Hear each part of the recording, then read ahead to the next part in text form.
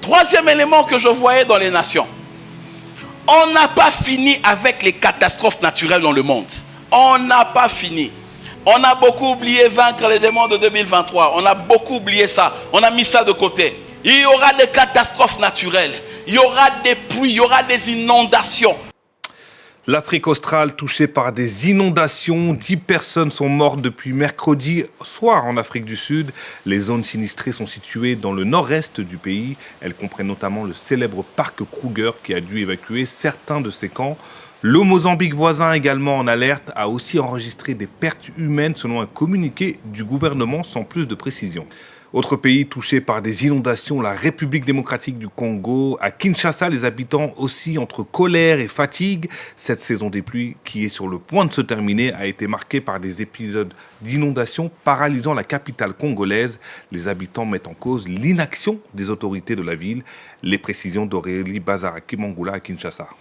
Dans les rues de Kinshasa, des habitants nous ont dit être exaspérés. Alors des fortes pluies se sont abattues sur la capitale congolaise 2 jours de suite. Les principales artères ont été inondées comme le boulevard Triomphal ou celui du 30 juin.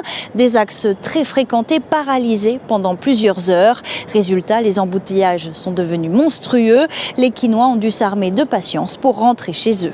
Ce qui exaspère aussi les habitants, c'est la répétition des épisodes d'inondation et le manque, disent-ils, de réactivité des autorités.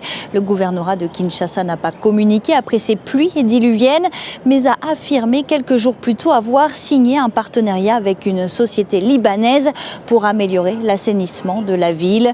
En avril dernier, au moins 30 personnes sont mortes selon les autorités à la suite de pluies diluviennes. On en vient à ce bilan dans l'actualité également. Au moins 14 morts, 3 personnes disparues. Depuis la semaine dernière, le Mozambique est sous l'eau. Des inondations records qui ont déclenché sur place une grave crise humanitaire. Correspondance Caroline Dumais.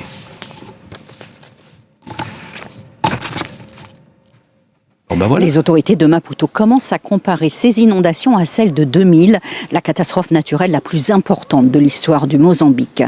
On a pour l'instant plus de 600 000 personnes qui sont affectées, 5 000 km de routes endommagées.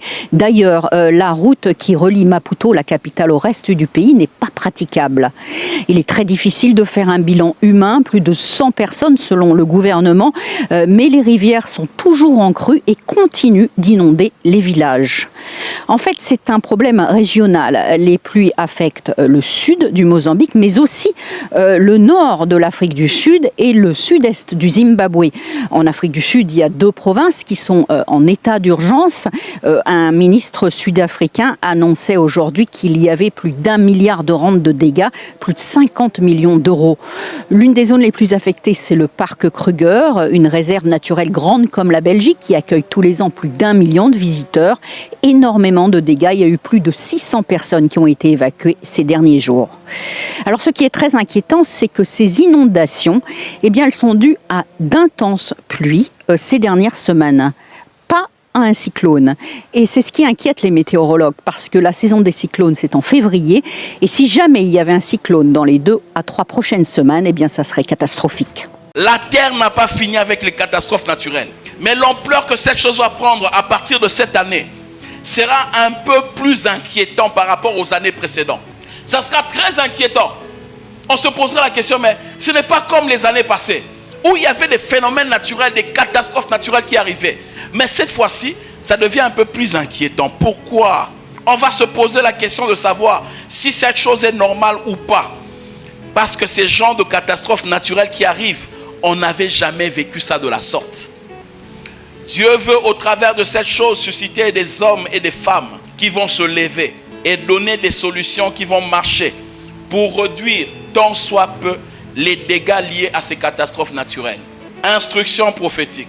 Priez pour nos familles afin que nous ne tombions pas dans les catastrophes naturelles. Prions que Dieu épargne ceux qui sont proches de nous.